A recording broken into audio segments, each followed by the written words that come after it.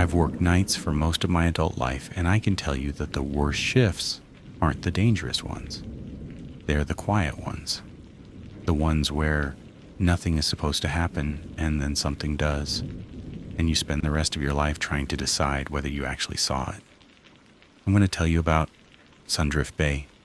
I'll change a couple of small things because I still know people who work there, and I don't want to make their lives harder than management already does. But the part that mattered, part I keep coming back to, I'm not going to change any of that. I can't. I tried to forget it for 2 years and it didn't take. Let me start with the easy part. The job.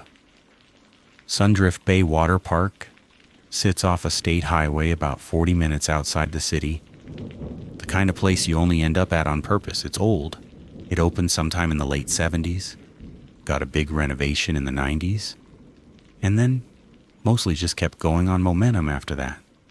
By the time I started, the paint on the front gate was sun-bleached to the color of a dead tooth, and half the attraction signs had faded so bad you couldn't read them unless you already knew what they said. But it still ran. That's important. This wasn't an abandoned place. During the day, especially in July, that park was packed. School groups, church groups, families with coolers and folding chairs, teenagers who'd been dropped off for 8 hours while their parents got a day to themselves. You'd hear it from the parking lot before you even walked in that wall of sound, screaming and laughing in the splash, and the music coming out of speakers that were too old to play anything cleanly anymore, so it all came out with this fuzzy crackle on the high notes. I never worked the day shift. I want to be clear about that. Everything I knew about Sundrift in daylight, I knew from the handoff. I'd come in at 10 at night, and the place would already be emptying out, and by the time I clocked in the last of the day, staff would be dragging trash bags to the dumpster and counting their tip jars and complaining about their sunburns. My job was simple on paper: patrol the park, check that all the perimeter gates were chained and locked, confirm no guests stayed behind, and you'd be surprised how often a kid would fall asleep under a picnic table, or some drunk would pass out behind the snack bar and get locked in. Watch the camera feeds from the security office. Walk the locker rooms. Check the first aid room and the lost and found. File a report every night before I left at 6 in the morning. That was it. 8 hours of walking around a wet concrete park by myself. I'd done harder. Before Sundrift, I did 11 years as a patrol officer 2 counties over. And before that, I did a stretch in the Army that I don't talk about much, because it bores people. I took the Sundrift job after my knee finally gave out for good, and I realized I wasn't going to be chasing anybody down ever again. A buddy of mine knew the regional operations guy. They needed a warm body who wouldn't fall asleep and wouldn't steal. I needed quiet and a paycheck and something to do with my hands at night, so I'd stop thinking. It was a good fit. For a while, it was the best job I ever had. I want you to understand how that park felt at night before I tell you the rest, because the contrast is the whole thing. It's the entire thing. During the day, it's the loudest place on earth. At night, after the last car pulls out of the lot and the floodlights cut down to the half-power security lighting, it becomes something else. The concrete walkways stay warm under your boots for hours, holding the heat of 10,000 bare feet. The air is thick, heavy with chlorine, so heavy you taste it, mixed with sunscreen and fried food grease, and underneath all of it, this low mildew smell coming up out of the drains. You walk past the snack bars and the metal shutters are down, and your footsteps echo off them. The water in the smaller pools goes glassy and still and black, and the only sound is the filtration humming somewhere underground, this constant low mechanical breathing. And then there's the wave pool. Leisure Lagoon, they called it. That was the centerpiece, the big one. A wave pool is basically a giant concrete basin, shallow at one end, where it meets a fake beach made of textured concrete, deep at the far end where the machinery is. The machine end has these big chambers, caissons, the maintenance guys called them, and the system blows air into them or pumps water through them on a cycle, and that's what makes the waves. When it's running during the day, it's the most popular thing in the park. They'd run it in cycles, 10 minutes of waves, 10 minutes of calm, and a siren would go off before each wave cycle so people knew to get ready. The whole pool would fill up with hundreds of people, all bobbing in inner tubes, all screaming when the waves came. At night, it's a black rectangle the size of a football field. The lifeguard chairs sit empty around the edge, tall white skeleton chairs with their little umbrellas folded down. The safety ropes float on the surface, dividing the depths, and the water depth markers on the wall glow faintly in the security lights. 3 feet, 5 feet, 6 feet. The PA speakers are mounted on poles around the deck, dead and silent, and the whole pool is supposed to be off, locked out. The wave system gets a manual lockout at close. The breaker for the wave pumps gets thrown in the pump room, and the control console in the operations booth gets shut down. 3 separate things, all of which have to be done, all of which I personally confirmed every single night, because confirming things is what I do. For the first 2 weeks, nothing happened. I did my rounds, I filed my reports, I drank my coffee. I watched the sun come up over the parking lot and went home and slept. I started to think it was going to be the easiest money of my life. Then, on a Tuesday night, in the middle of July, I heard the waves. I was in the security office, which sits up on a little rise near the front, so you can see most of the park through the windows and the rest through the camera feeds. It was around 1 a.m. I had the feed for Leisure Lagoon up on one of the monitors like always, this grainy night vision green picture of the empty pool. And I heard it before I saw it. This sound came across the park low and hollow, a deep, rhythmic boom and hiss that I felt in my chest before my brain even named it. Waves. The hollow boom of water slamming into a concrete basin, and then the long hiss of it dragging back. I looked at the monitor, and the surface of the pool was moving, heaving. Big, slow swells, rolling from the machine end toward the fake beach. My first thought, and I want to be honest about this because later I clung to this thought like a life raft, my first thought was just equipment malfunction. Old breaker, faulty relay, something shorted and kicked the pumps on. That's it. That's the whole explanation. Like, I'd already been told a dozen times by everybody that the park was held together with duct tape and prayer. Of course it would malfunction. The only weird part was that I'd thrown that breaker myself 4 hours earlier. I grabbed my flashlight and my radio and I went down there. The walk from the office to the wave pool takes about 3 minutes. The whole way down, the sound got louder, that boom and hiss. And there was something off about it that I couldn't place at first. When I came around the corner of the snack pavilion and the pool opened up in front of me, the waves were going. Full cycle. Big rolling swells crossing the whole length of the pool, breaking white at the shallow end, climbing up the concrete beach and sliding back. The depth markers were getting splashed. The safety ropes were riding up and down. And the deck was empty, completely empty.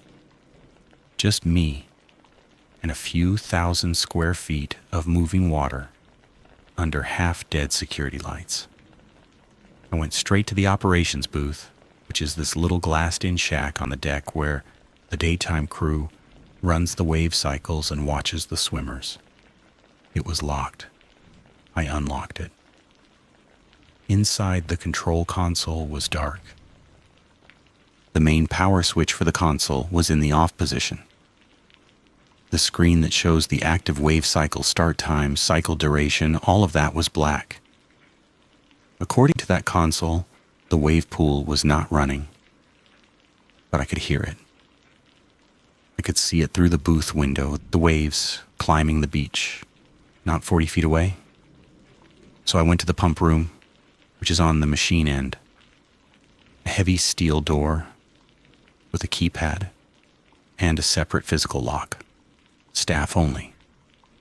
The smell in there is different from the rest of the park, less chlorine, more wet concrete and machine oil and ozone. This electrical smell. The breaker panel is right inside the door.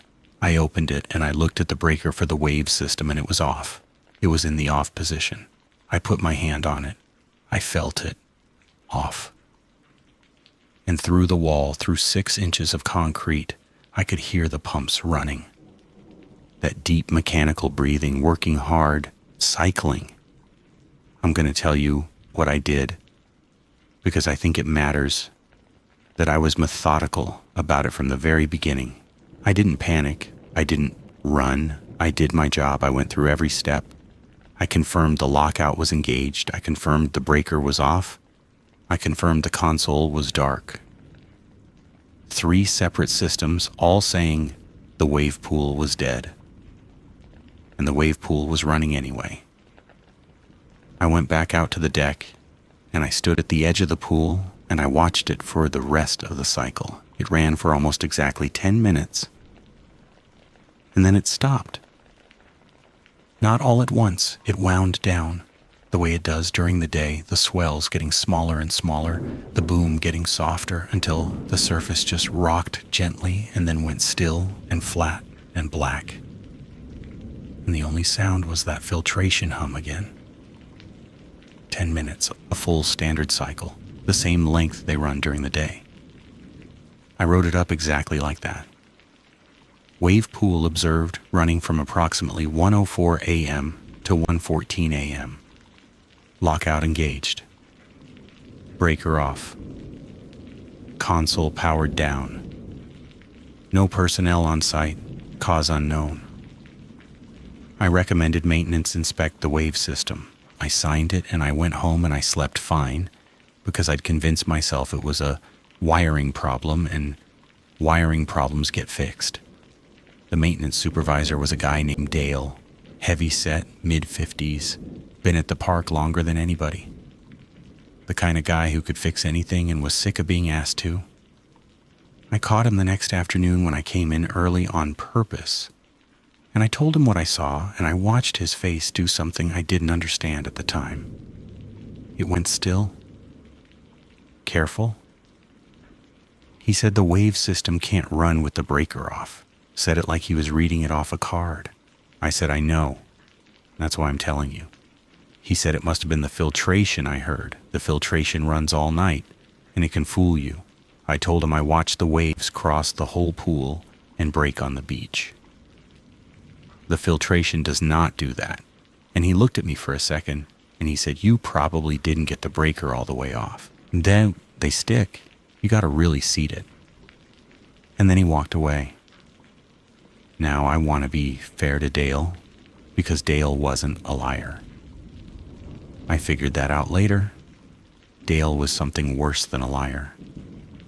Dale was a man who had decided a long time ago not to look at something, and had gotten very good at not looking. He checked the system, supposedly. The work order came back.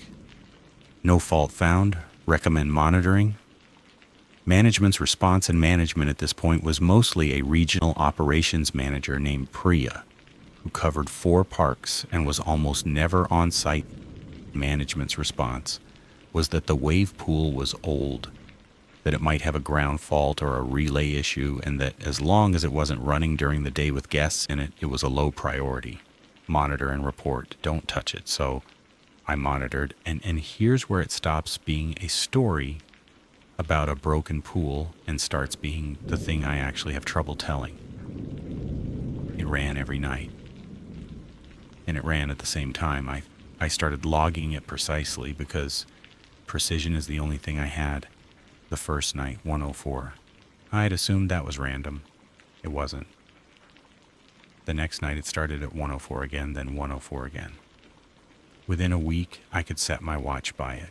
Every night, the wave pool would start a cycle at 4 minutes past 1 in the morning and run for 10 minutes and stop. Equipment malfunctions don't keep a schedule. Equipment malfunctions are random. This was not random.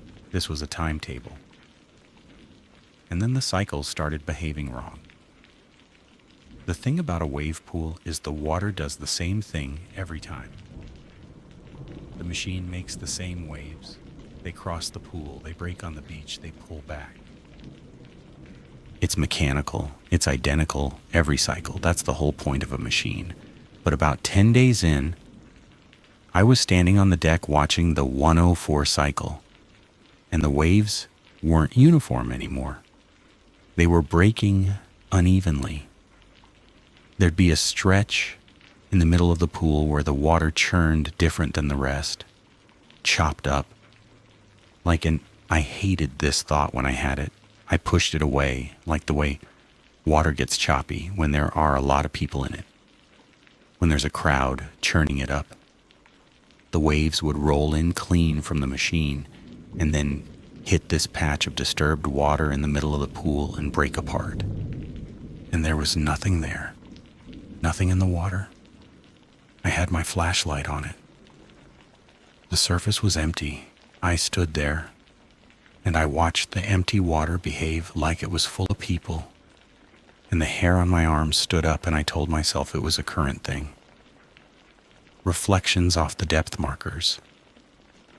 A dead spot in the pump pattern. I told myself a lot of things. The next morning, there were wet footprints on the deck.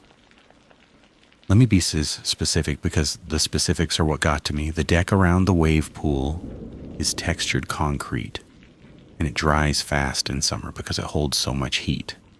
When I did my final round before the cycle, around midnight, the deck was bone dry.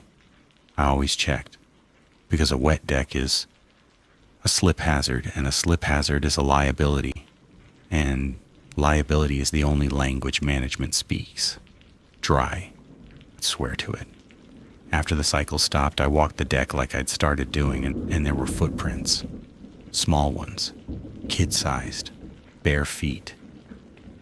They came up out of the shallow end, out of the water, and they crossed maybe 15 feet of concrete toward the lifeguard chairs, and then they just stopped.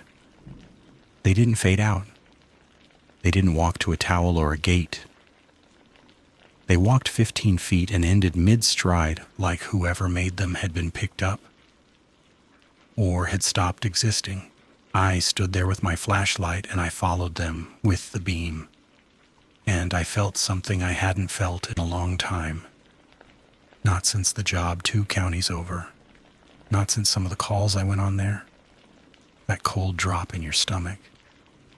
I crouched down and I touched one of the prints, and my fingers came away wet. Pool water, chlorine.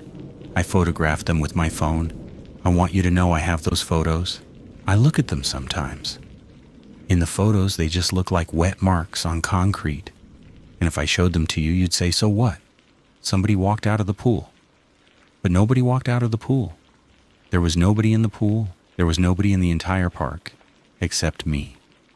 That's when I stopped sleeping well. I started doing the thing you do when you're trying to stay sane, which is gathering evidence, building a case. I treated it like an investigation because that's the only thing I knew how to do, and because if I could explain it, then it wasn't the other thing. So I dug in. I started watching the cameras differently. We had cameras on every major attraction, old analog ones mostly, fed into a bank of monitors and a hard drive that held about 30 days of footage before it wrote over itself. And here's what I found. During the 104 cycle, the camera feed for the wave pool showed movement in the water. Shapes. Dark masses moving under the surface and breaking it. exactly where I'd seen the choppy water in person. On camera, it genuinely looked like the pool had swimmers in it, dozens of them, heads bobbing, the churn of bodies. But when I'd run down to the deck and look at the real pool with my own eyes, it was empty. Empty water, behaving like it was full. So the camera saw them and I didn't. I don't know how to explain to you how that feels, to stand on the deck looking at empty water, and to know that 30 feet away in the office, a machine is recording a crowd, and the timestamps on the footage were wrong. Not all of it. Just the wave pool feed, just during the cycle. Every other camera showed the correct time. The wave pool camera, during those 10 minutes, would jump. The timestamp would read the correct date, and then it would flicker and show a date years earlier.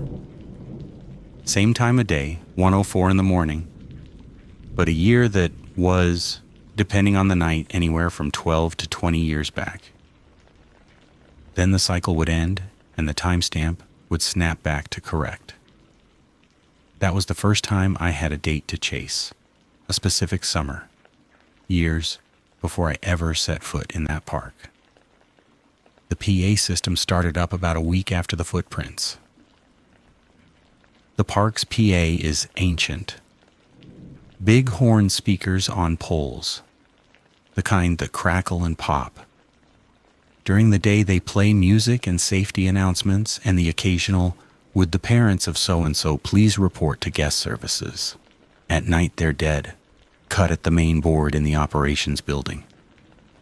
But during the cycles, they'd come on, just for the wave pool area, just those speakers.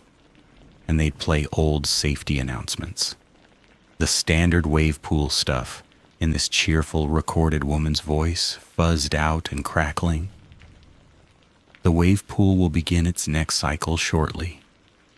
Non-swimmers and small children should remain in the shallow end. Please keep your wristband visible at all times. Thank you for visiting Sundrift Bay. And then the siren. The wave pool siren, that rising electronic whoop they sound before each wave cycle. And then the waves. The first time I heard that announcement come crackling out of the dark over an empty pool at 1 a.m, I'll be honest with you, I almost quit. I stood in the middle of that walkway and I genuinely considered just walking to my truck and driving away and never coming back and mailing them the keys. But I didn't. And I've thought a lot about why. Part of it was pride, sure. Part of it was the money. But mostly it was that I'd started to feel like I was the only one paying attention, like the pool was doing this, whether anybody watched or not. And at least if I watched, somebody would know. Somebody would have it written down. That mattered to me more than it should have. It's the thing I keep coming back to. I didn't stay because I was brave. I stayed because I couldn't stand the idea of it happening in the dark with no witness. The wristbands started showing up after that. At Sundrift, like a lot of parks, you got a wristband when you came in, waterproof paper fabric with the date printed on it and a color for the day. They were the proof you'd paid, the thing that got you back in if you left. People lost them constantly in the water. They'd come loose, slip off, and you'd find them all over the place. The lost and found bins by guest services were always full of single sandals and goggles and the occasional wristband. I started finding wristbands at the edge of the wave pool, after the cycle, on the deck, near where the footprints came up. 1 or 2 a night, sometimes more.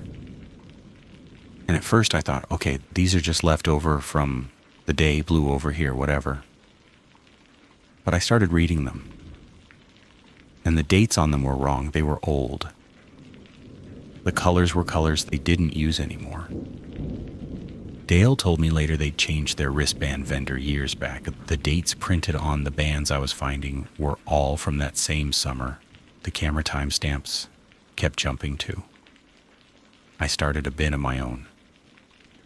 In the security office in a drawer, I'd collect the wristbands every night and I'd date them and I'd put them in the drawer. And the pile grew, and every single one of them was from that one summer. The locker rooms were the worst part, and I don't fully know why. The wave pool, at least, was outside, open. You could see it. The locker rooms were enclosed. Concrete and tile, rows of rusting lockers, drains in the floor. That wet echo where every sound you make comes back at you twice. At night, they were pitch dark except for one emergency light at each end, and the air in there never moved, so it just hung there thick and wet and old. I'd do my locker room check around 2 after the cycle, after I'd photographed the footprints and collected the wristbands and gotten myself together. And one night, I walked into the women's locker room. I checked both, it's part of the round, and the showers were running. The whole bank of them. 8 or 10 shower heads, down one wall, all running, steam everywhere, water sheeting across the floor toward the drains. I shut them off. They're individual push valves, the kind that run for 30 seconds and stop, the kind you have to physically push. Somebody or something had pushed all of them. I shut them off one by one, and the echo of my footsteps came back at me, and the steam settled, and I stood in that dripping concrete room, and I had the absolute certainty, the bone certainty, that I was not alone in there. That something was standing in one of the shower stalls, just out of the light. I put my flashlight down the row, and there was nothing. There's never anything. That was the rule. Something always just happened, and there was never anything there when I looked. After that, the showers ran most nights. Sometimes the men's, sometimes the women's. I stopped going in to shut them off. I'd just noted in the report and let them run. They always stopped on their own, eventually. About 6 weeks in, I finally got my break on the history, and it came from a person, the way these things actually do. Not from a newspaper. From an old man named Walt. Walt was a maintenance guy, semi-retired, who came in 2 days a week to do the stuff Dale didn't have time for. He'd been at Sundrift since the 80s. He was the kind of old guy who'd talk your ear off if you let him. Most people didn't let him, so when I started actually listening to him, asking him about the old days, he warmed right up. I didn't lead with the wave pool. I asked him about the park in general, the renovations, how it had changed, and eventually, careful, I asked him if there had ever been any accidents, anybody hurt. He got cagey the way Dale got cagey, but he was older and lonelier and less disciplined about it. And after a while, sitting on the tailgate of a maintenance golf cart in the afternoon heat, he told me about the storm. He didn't tell me all of it. I don't think Walt knew all of it, but here's what he gave me. That summer, the summer on the wristbands, the summer the cameras kept jumping to the park, had done a thing they used to do back then, a private after-hours event. You could rent the park or part of it after closing, a company, a big group, a private party. They'd keep the wave pool open late, run extra cycles, the whole thing. And one night, during one of these events, a storm came through. A bad one. Fast. The kind that builds up on a hot summer evening and drops on you out of nowhere. Lightning, and the protocol when lightning's in the area is you clear the water immediately, everybody out of the pools. Walt said there was a power surge when the storm hit, knocked out part of the park's electrical, and in the chaos, the dark, the storm, the lightning, hundreds of people in a private event that wasn't staffed like a normal day, they evacuated the wave pool, cleared everybody out, counted heads, and the count came up wrong. He got quiet here. He said they did a head count against the wristband scans, the number of people who'd come in for the event, and the number who'd evacuated didn't match. There were people unaccounted for. And he said, management, not the management I knew, the management from back then, management did another count. And the second count matched. Everybody accounted for. All clear. They wrote it up as an evacuation mechanical failure. Due to the surge, no injuries, park reopened in a couple days. I asked him how the second count matched when the first one didn't. And Walt looked at me, this old man squinting in the sun, and he said, they counted different the second time. I asked him what that meant. He said he didn't know.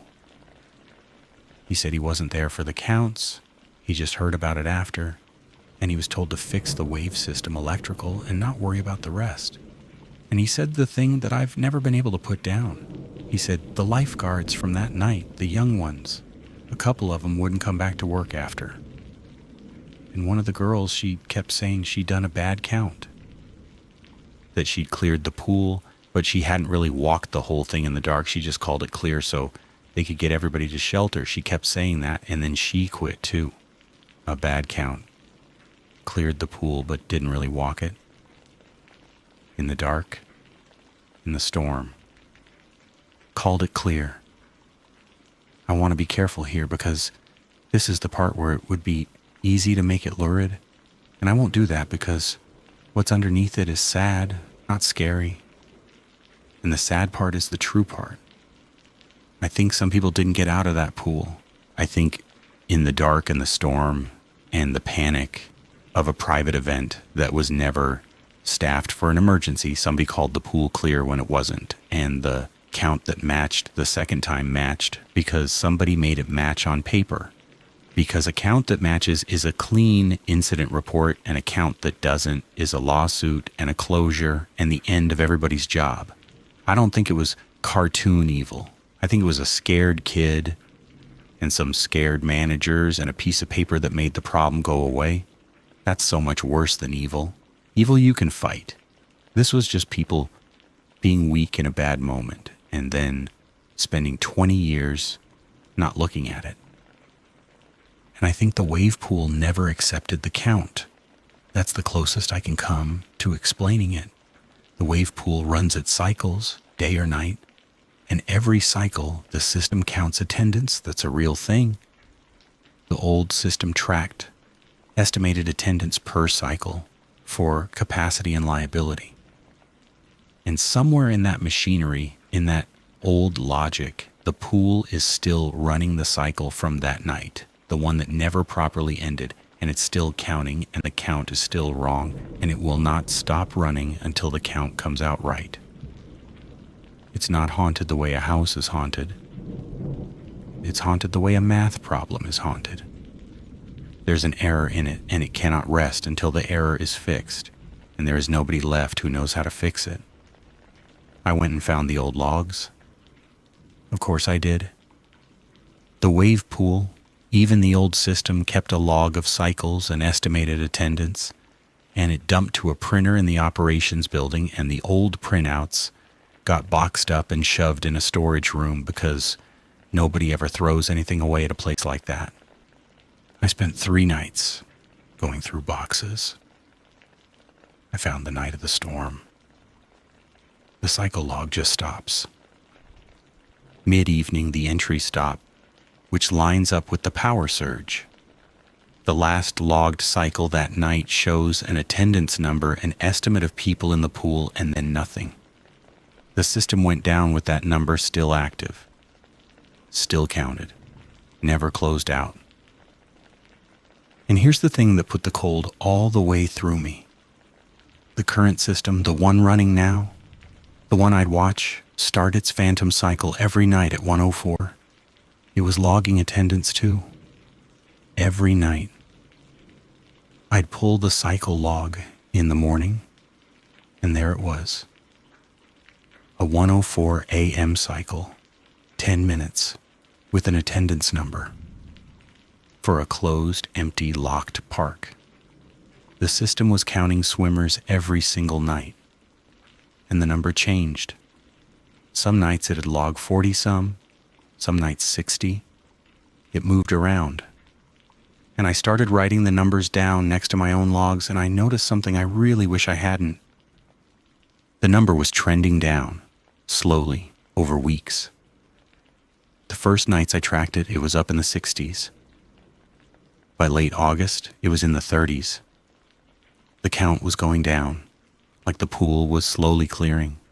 Like every night it ran the cycle, and a few more got out, got counted, got let go, and the number that was left was the number it was still looking for.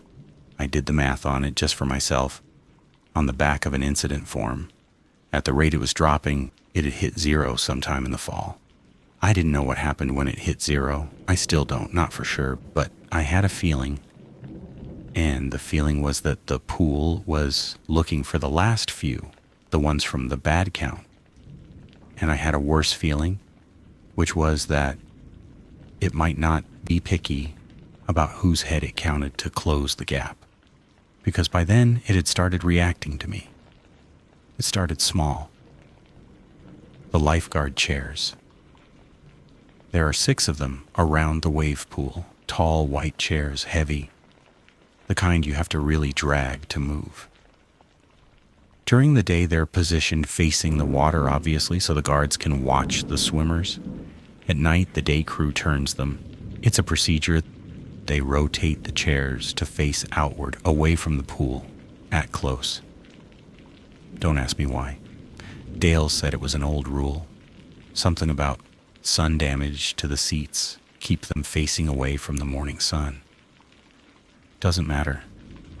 The point is, at close, all 6 chairs face away from the pool. I confirmed it on my rounds. Facing out, away from the water.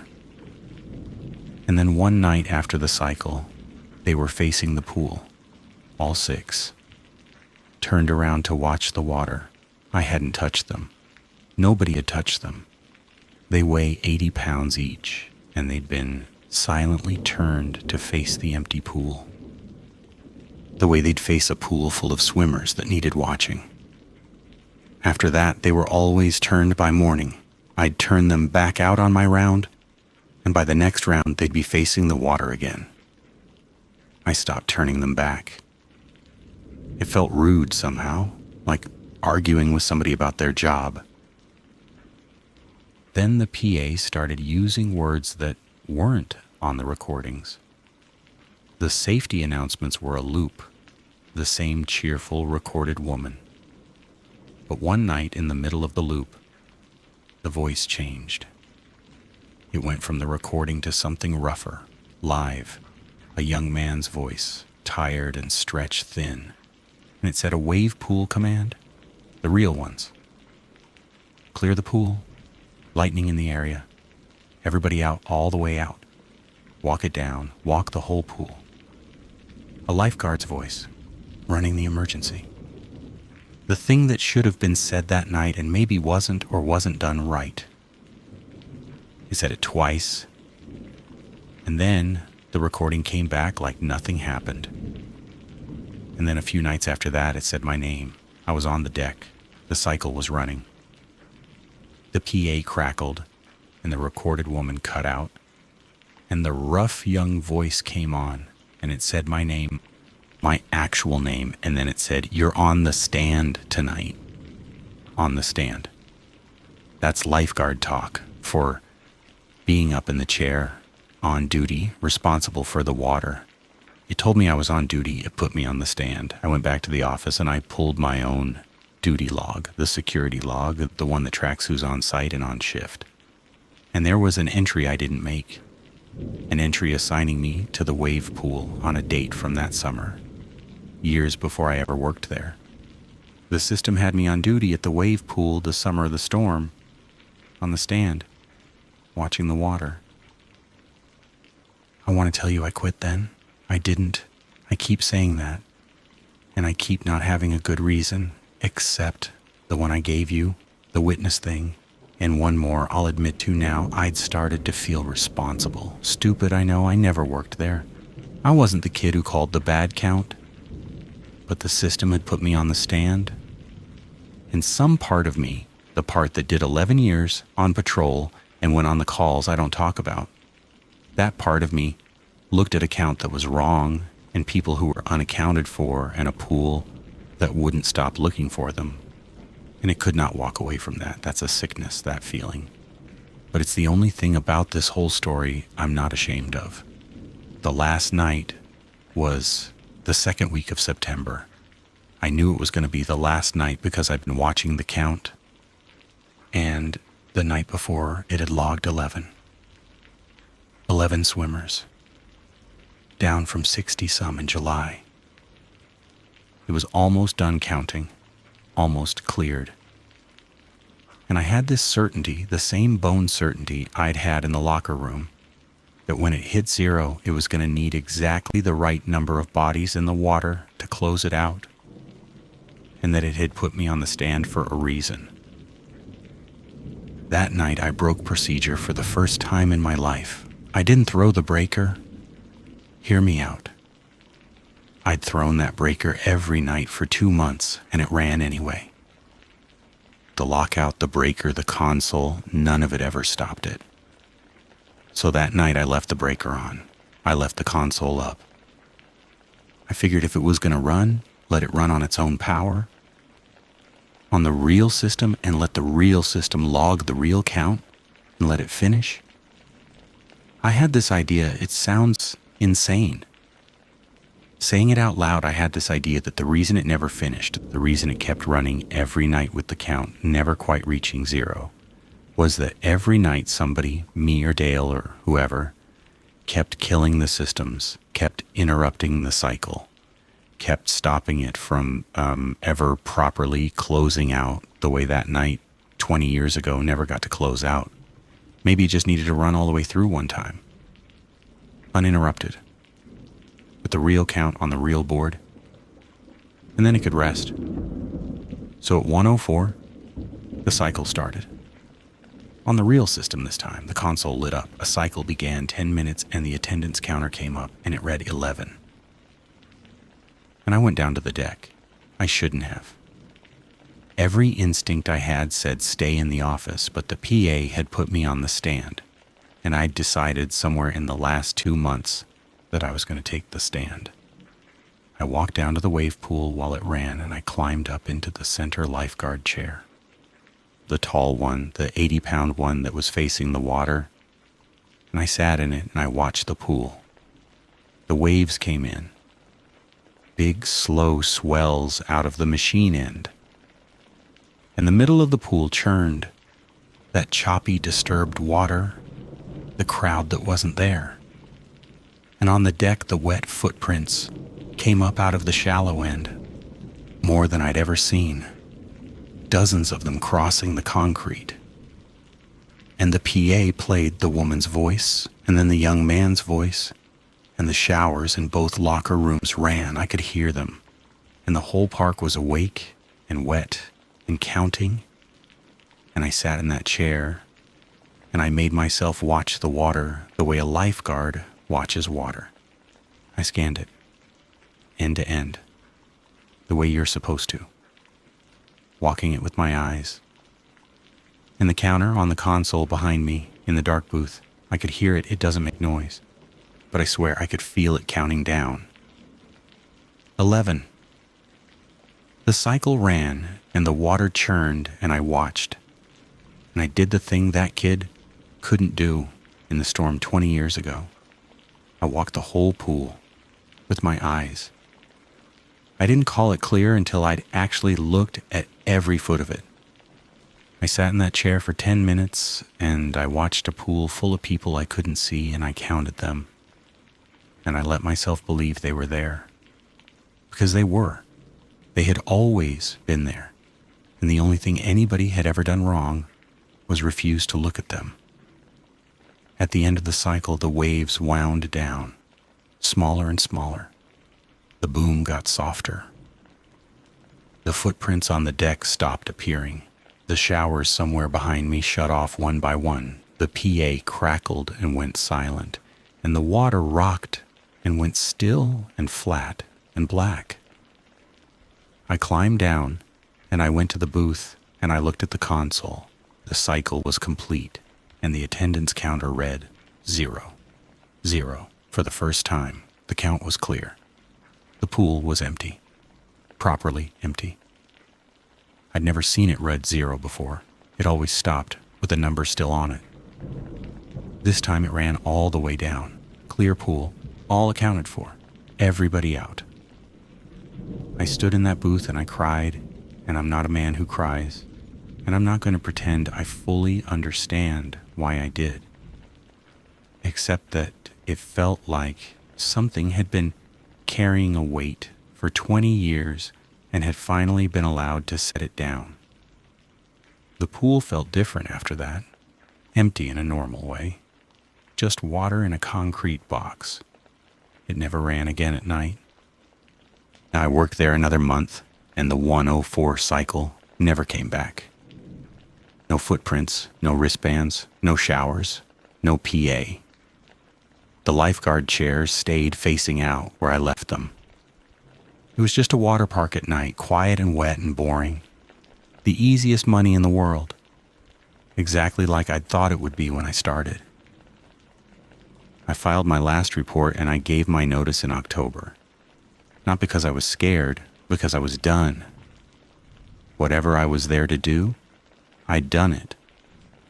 And there was no reason to keep sitting in that office watching a pool that had finally gone to sleep. I want to end with the part that I don't have an explanation for, the part that keeps it from being a clean story. On my last night, I cleaned out the security office and I emptied my drawer, the one where I'd kept all the old wristbands I'd collected off the deck, 2 months of them, dozens, all from that summer. I bagged them up to throw them out. And on my way out in the gray early light, I stopped at the guest services lost and found bins by the front gate because I'd never actually looked in them at night. And I don't know why I looked then. Habit. Closing the loop. The lost and found bin was empty except for one wristband sitting on the bottom. It wasn't old. It wasn't from that summer. It was from that day. The current date, the current color, a normal wristband from the normal day that had just happened. Families and school groups and screaming kids. One wristband, and I stood there holding it, and I did the thing I do, the counting thing, the thing I can't turn off. The day's attendance had been posted on the board by the gate, the way it always was, total guess for the day. And I thought about that number. And I thought about the wave pool running its cycles all day with hundreds of people in it, counting attendance every cycle like it always did. I didn't check. I want to be clear. I didn't go pull the day's wave pool attendance log against the gate count. I had a flight, metaphorically. I had a truck in the lot and a job I was leaving and every reason in the world to just throw that wristband in the bag with the others and drive away and never think about it again. But I've thought about it every day since, because the count had finally come out to 0 in September. The pool was clear. Everybody out, all accounted for, the old cycle finally closed. And a clear count means the pool is empty and ready to start counting again. I never checked whether the day's wave pool attendance matched the day's guests. I never checked whether there was one more swimmer counted than there were wristbands at the gate. I left it in the bin and I drove home.